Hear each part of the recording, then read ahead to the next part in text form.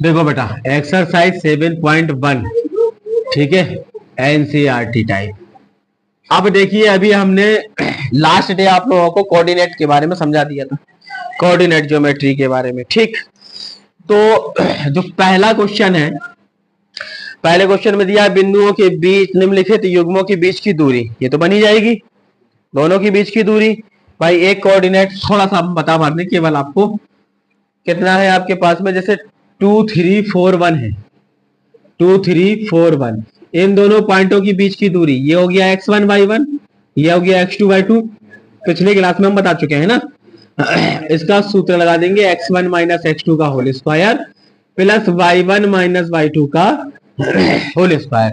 इनको मान को पुट करिए यहाँ पर और निकाल लीजिए बीच की दूरी आ गई। चलो ये खत्म हो गया। इसमें 3 सवाल है, तीनों लगा लीजिएगा।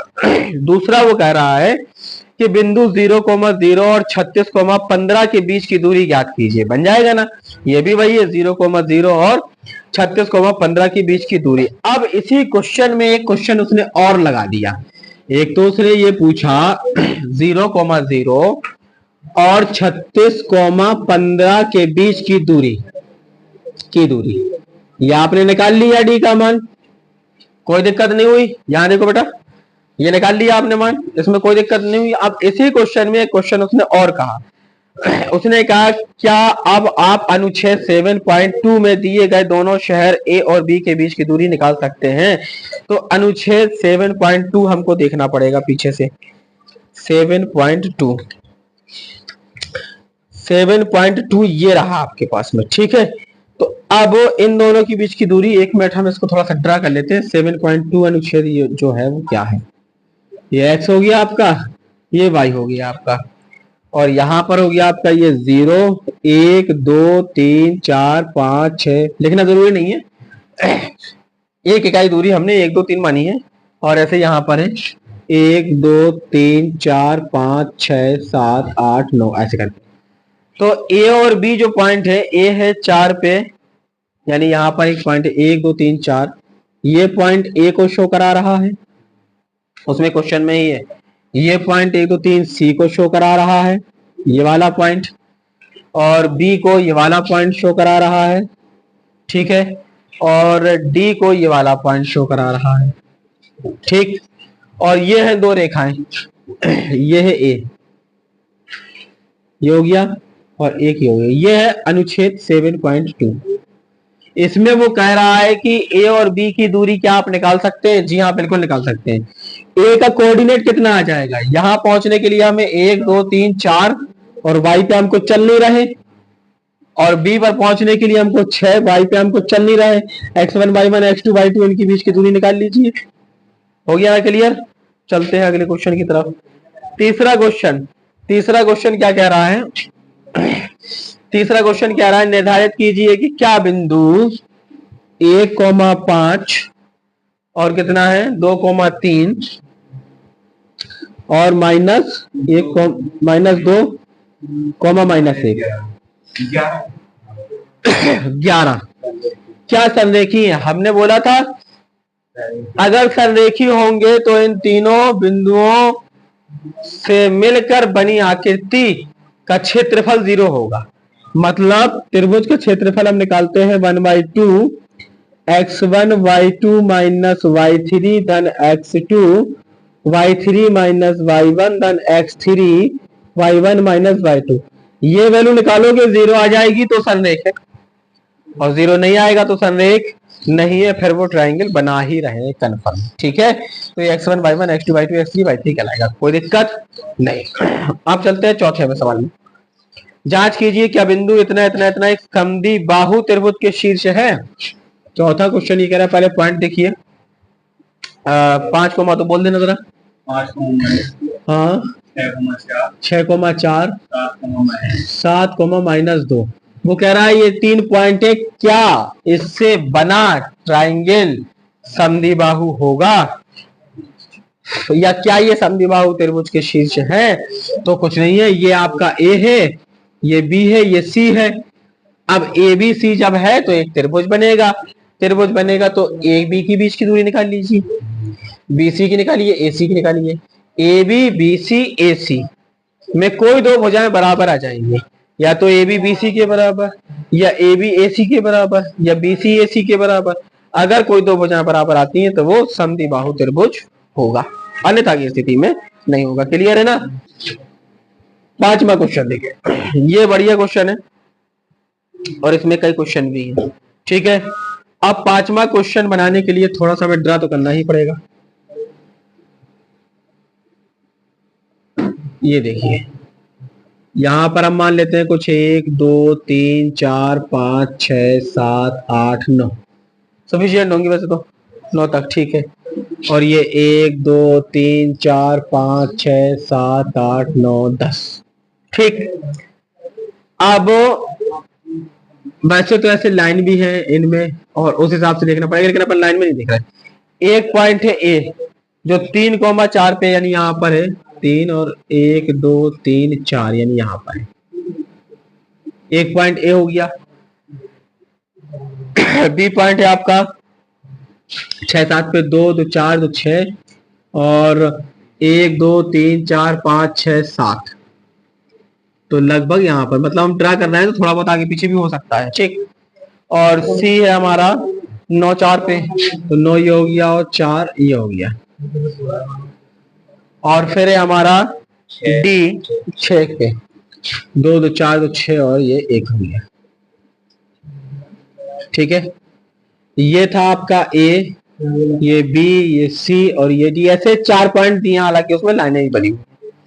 क्वेश्चन क्या कह रहा है, किसी कक्षा में 4 मित्र बिंदु ए बी सी डी बैठे हुए हैं इस प्रकार, जैसा कि आकृति में दर्शाया गया है। ये इस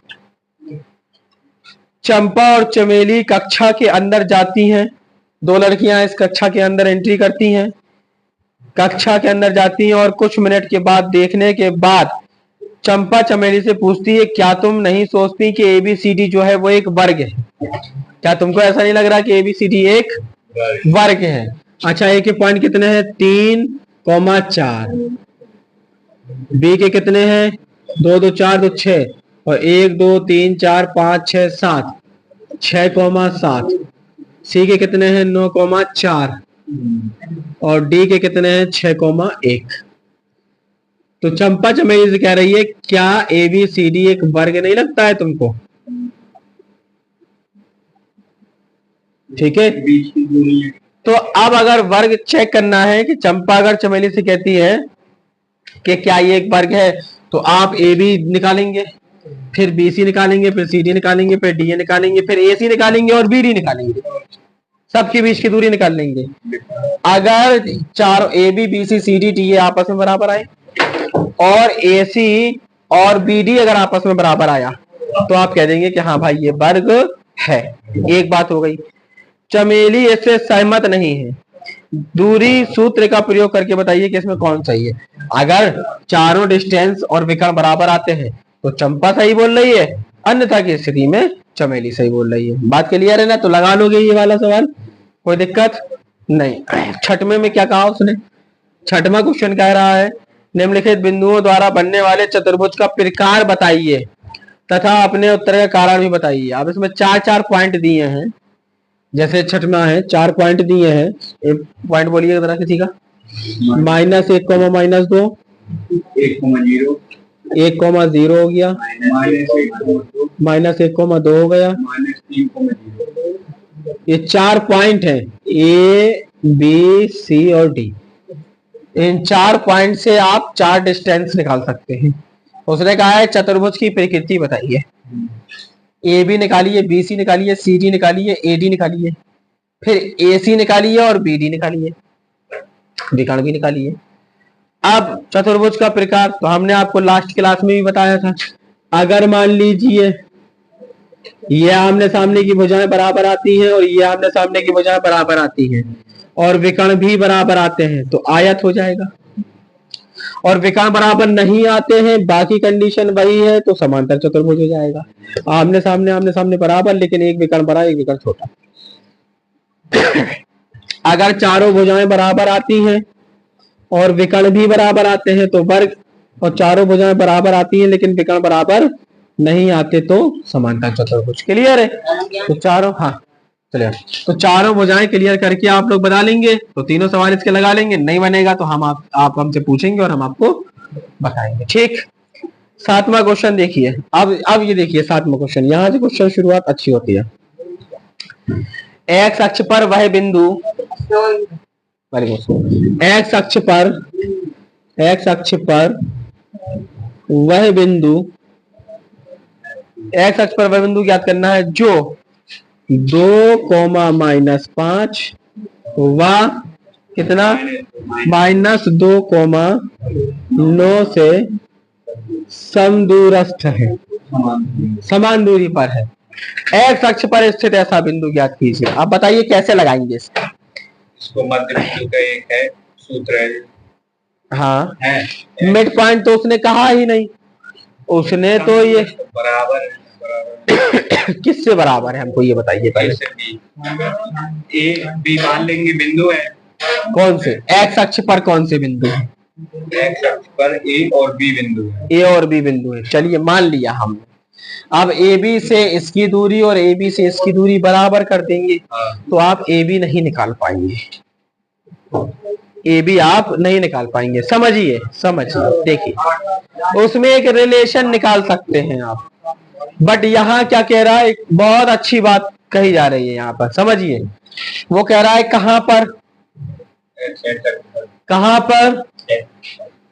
पर मान लो कि ये कोई पॉइंट है, तो हम इसे ये कह सकते हैं कि नहीं कि ये एक्स अक्ष पर है। बताइए, ये तो हम कह सकते हैं ना कि ये एक्स अक्ष पर है। अगर ये एक्स अक्ष पर है तो इसका एक्स निर्देशांक कुछ भी हो सकता, बट वाई निर्देशांक क्या होगा इसका? वाई निर्देशांक इसका 0 होगा ना, 0 होगा। तो अब बस अब क्लियर हो जाएगा। यहां पर एक्स अक्ष पर वह बिंदु मान लीजिए आप कि x, 0 है। क्या है? x, 0 है। तो ये x, 0 की वैल्यू आपको चाहिए। अब मेथड वो वाला पूरा काम कर जाएगा। मतलब क्या हुआ? मतलब ये हुआ x, 0 की 2,-5 से दूरी, x, 0 की -2,9 से दूरी।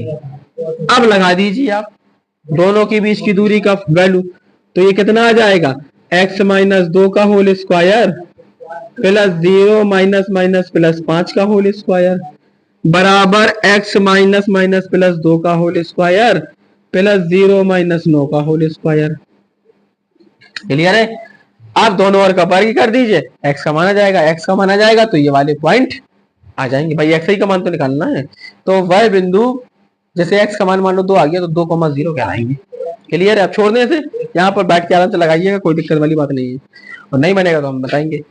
अब ऐसे ये है कि y का y मान ज्ञात कीजिए जिसके लिए बिंदु इतने और इतने की बीच की दूरी 10 है।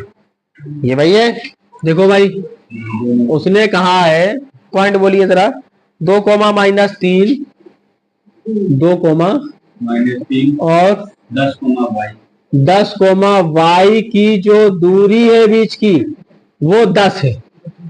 लगा दीजिए x1 - x2 का whole square then y1 - y2 का होल स्क्वायर बराबर 10, दोनों और का वर्ग करके y का मान निकल आएगा। ठीक है? ना बने आप बताइए हमको। ठीक है, अगला क्वेश्चन क्या कहता है?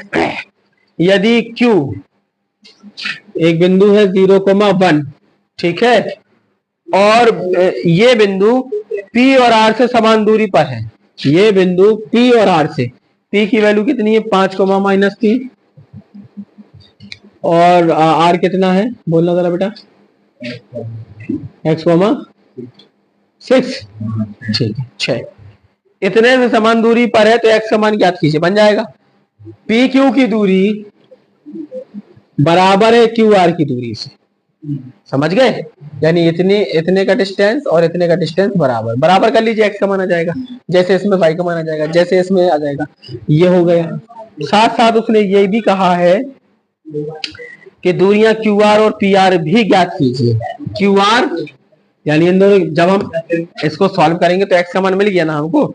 जब x का मान मान लीजिए कि 2 आ गया, तो अब इन दोनों के बीच की दूरी निकाल दीजिए और इन दोनों के बीच की दूरी निकाल दीजिए। क्या दिक्कत है ना? बन जाएगा ना? चले 10वां क्वेश्चन चलते हैं। एक्स और वाई में एक ऐसा संबंध बताइए कि एक्स वाई बिंदु इतने इतने से समान दूरी पर है, मतलब एक्स कोमा वाई एक पॉइंट है जो दो बिंदुओं से समान दूरी पर है, 3,6, और दूसरा है आपका -3,4। ठीक है, ये मान लीजिए कि P है, ये मान लीजिए कि A है, ये मान लीजिए कि B है। तो वो कह रहा है कि PA और PB बराबर है, तो एक रिलेशन ज्ञात कीजिए। आ ही जाएगा रिलेशन, आ जाएगा ना, क्योंकि एक्स वाई की इससे दूरी, एक्स वाई की इससे दूरी, दोनों को बराबर कर देंगे। बराबर करने के बाद में जो भी लास्ट इक्वेशन बनेगी एक रैखिक समीकरण बन जाएगा। ठीक, कोई दिक्कत?